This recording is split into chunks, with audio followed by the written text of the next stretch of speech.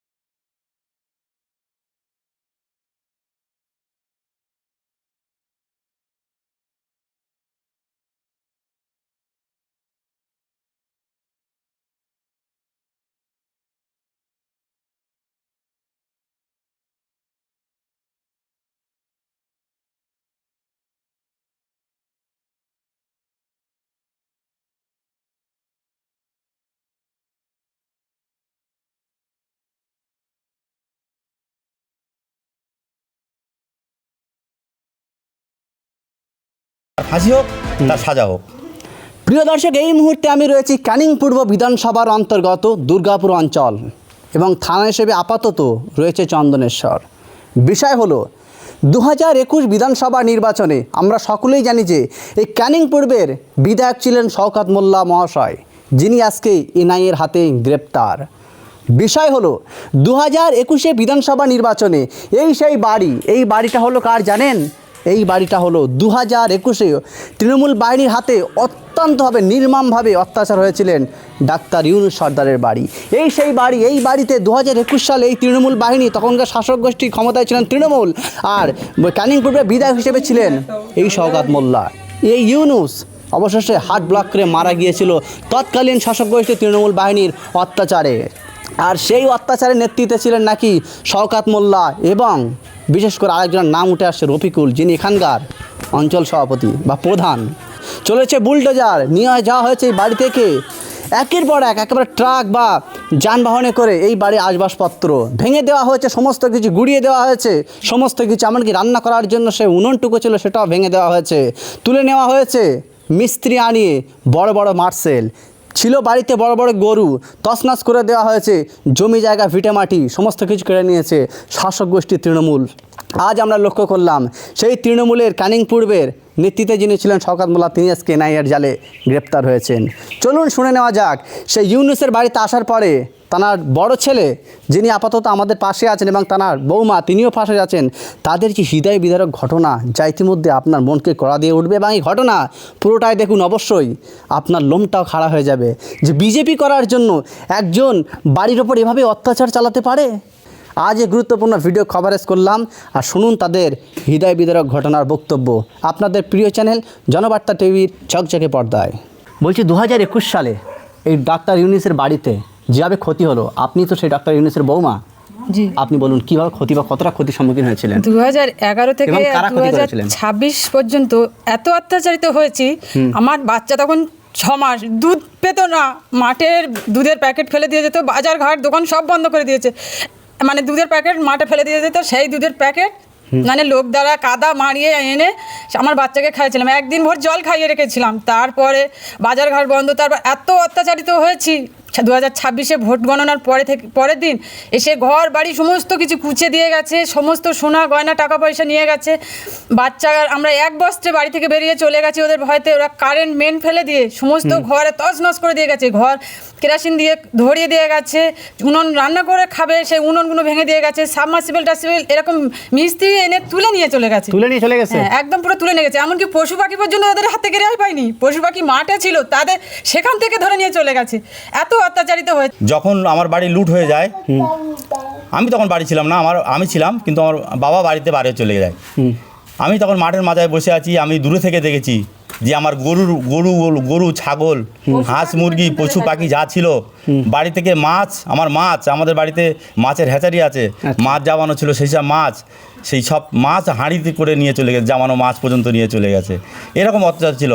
আমার মা থাকলে বলতো আজকে বাড়িতে নেই, তিনি রোজা করেন, আমার ওয়াইফও রোজা করেন, আমার চাচারা বা আমাদের যে প্রতিবেশী আছে রোজা করেন, তাদের কোনো রোজা করা ইফতার করতে পারেনি। যখন অত্যাচারিত হয় আপনারা তখন কোথায় ছিলেন? আমরা তখন মানে বাড়ি থেকে মানে সাইডে মানে একজনের বাড়ি তালা দিয়ে রেখে দিয়েছিল। এবার তার বাড়ি তালা দিয়ে রেখে দিয়েছিল, তার বাড়ি গিয়ে সেই সব আমাদের এখানকার নেতারা গিয়ে বলছে অমুক জনের বাড়ি ভাঙা হবে, লুট করা হবে, চলো বলে ডেকে নিয়েছে। আমরা কানে শুনতে পাচ্ছি, কিন্তু সেই দৃশ্যটা আজও মনে পড়লে যে তারা এখনও কী করে ঘুরে বেড়াচ্ছে। এখন আমাদের আইন কোনো শাস্তি দিল না, শুধু শওকত মোল্লা ধরা পড়লে হবে না, তারা অনেক মানে ওনার নেতৃত্বে অনেক আছে, সেগুলোকে ধরুক আগে, তারপর তারা হচ্ছে এই অঞ্চলের অনেক নেতা আছে, রফিক আছে, শাহজাহান আছে, ছাত্তার আছে, এরকম মানে খালেক বদ্দি আছে, এরকম জয়নাল বদ্দি, এরকম প্রচণ্ড আছে, প্রচণ্ড। মানে আমি একটুখানি দুধের বাচ্চা নিয়ে যখন আমি দাঁড়িয়ে আছি তখন বোম ফেলেছে আমার ছেলে, তখন কানে তালা লেগে গেছিল বোমের বিস্ফোরণে। হ্যাঁ, মানে দেয়ালে বোম মারছে, সেই বোমের বিস্ফোরণে তখন বাচ্চাটা নিয়ে ছুটে আমরা পালিয়েছি, আমার দেওয়ার হাত ধরে নিয়ে ছুটে পালিয়েছি। এরকম একটা পরিস্থিতি, সেই ভয়াবহ দৃশ্য আজও মনে উঠলে বুকের ভেতরে যেন যন্ত্রণা ঠেলে, যে এদের যন্ত্রণাটা এখন আমরা দেখতে পাচ্ছি না কেন। ইদানি এই ভোটের আগে এই রফিকুলের নেতৃত্বে আমাকে কারেন্ট কেস দেওয়া হয়েছে। যদি বলেন কিভাবে? আবারও কারেন্ট কেস ভোটের আগে। রফিকুলটা ইনি কোন দায়িত্বে আছেন? উনি এখানকার অঞ্চল সভাপতি ছিলেন এবং উপপ্রধান ছিলেন এখানকার। ওনার নেতৃত্বে রাতের অন্ধকারে এসে তার জুড়ে দিয়ে আমার পোল্ট্রি পোল্ট্রি ছিল না, তার জুড়ে দিয়ে কারেন্টের অফিসারদের ডেকে আমার নামে মিথ্যে কেস, সেই কেসে আমি টাকা দিয়ে 50,000 টাকা দিয়ে আমি জামিন নিয়েছি। এখনও আমার 50,000 টাকা দিয়ে তারপর আমার কেস থেকে মুক্ত হতে হবে। তাহলে এতগুলো অত্যাচার এই পার্টির লোক আমার করেছে, কিন্তু আমরা এখনও আইনের দ্বারস্থ হচ্ছি। আইন যা আমার ভালোভাবে আমি চাচ্ছি যে আইন মতে তারা সাজা পাক, আর যদি না সাজা পায় তাহলে আমি উদ্যন্ত পক্ষে আমি সব জায়গায় যেতে রাজি। প্রিয় দর্শক, এখানে একটা পয়েন্ট টু বি নোটেড, কারণ বলছি এমন অত্যাচার সত্যি যা ইতিমধ্যে আপনার গায়ের লোম দাঁড় করিয়ে দেবে।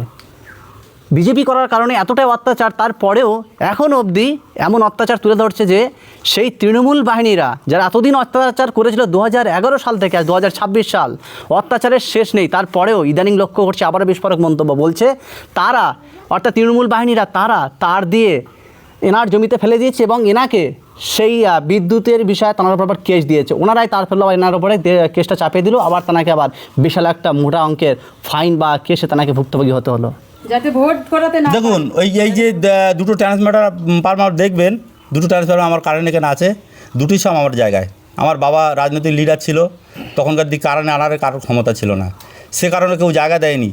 আমার বাবা দুটো ট্রান্সমিটার আমার জায়গায় বসিয়ে গ্রামের যাতে উপকার হয়, দেশের যাতে উপকার হয়, তার জন্যে আমার জায়গার উপরে দুটো ট্রান্সমিটার বসিয়েছে, আর সেই ট্রান্সমিটারকে লাইন করে আমার মিথ্যে কেস দিয়েছে। আজকের দিনে দাঁড়িয়ে রাজ্যের মুখ্যমন্ত্রী শুভেন্দুবাবুর কাছে বা বিশেষ করে আজকের দিনে দাঁড়িয়ে শওকত মোল্লা গ্রেপ্তার হয়েছে, কি বিচার চাইছেন? ওনার ফাঁসি চাইছি, ওনার থেকে আর ওনার আশেপাশে যারা করেছে তাদেরও একই শাস্তি চাই। এখনও তারা ঘুরে বেড়াচ্ছে। এখানে যে একটা আপনার স্বামীর বক্তব্য উঠে এসে বুলডোজার বা জেসিবির একটা বিষয় উল্লেখ করেছে। হ্যাঁ, ওটা করেছে, তাণ্ডব করে একদম পুরো পোলট্রি ফার্মটামগুলো সব মানে ঘুরিয়ে দিয়েছে, একদম পোলট্রি ফার্মটামগুলো সবগুলো ঘুরিয়ে দিয়েছে। আর পশু মানে ফার্মে যত মুরগি হাঁস ছিল ওদের হাতে কি রেহাই পায়নি, ওরা সব নিয়ে গেছে। মাঠে গরু ছিল তাও পর্যন্ত নিয়ে চলে গেছে পশুগুলো, ওরা ওদের কাছে মানে এত শাস্তি পেয়েছে কি বলবো। সেই শাস্তির তুলনায় ওরা কিছুই এখনো পায়নি।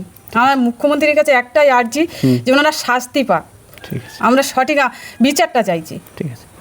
এবং শুধু তাই নয়, জমি জায়গা আমার বাবা মরে যাওয়ার পর জমি জায়গা দখল করা এই রফিকের নেতৃত্বে, জমি জায়গা দখল। আমার একটা ভাই, আমার কিন্তু মা হচ্ছে দুটো, একটা পাত্রপুকুর থাকে, রফিক অঞ্চল সভাপতির বাড়ির কাছে আমার একটা বাড়ি আছে। আচ্ছা, সেই ছোট ভাই, আমার একটাই ভাই ওখানে থাকে, তাকে মানে মারধর করে ওখানে যা জমি জায়গা ছিল, যা ঘর বাড়ি ছিল সব লিখে নিয়ে নিয়েছে। সে এখন তৃণমূল বাহিনীরা সে এখন হসপিটালে ভর্তি। তার দেখভাল আমি করছি এখন। তার যা সম্পত্তি আমার ওই বাড়িতে ছিল, সেই বাড়ি জোর করে লিখে নিয়েছে, জমি জায়গা জোর করে লিখে নিয়েছে, তাকে ওখান থেকে তাড়িয়ে দেওয়া হয়েছে। সেই বাড়ি আমার বাবার বাঁধা, সেই বাড়ি এখনও আছে, অটুট আছে, আপনারা গেলে দেখতে পাবেন। কিন্তু রফিকুলের নেতৃত্বে এই কাজ ওখানে ওরা করেছে। 21-এ এসে নির্বাচনের যে মুহূর্ত, সেই মুহূর্তে নির্বাচনের আগে আমাদের দুর্গাপুর পঞ্চায়েতের সামনে আমার বাবা ইউনুস সর্দার উনি একটা মিটিংয়ে যাচ্ছিল, সেখানে তাকে ধরা হলো।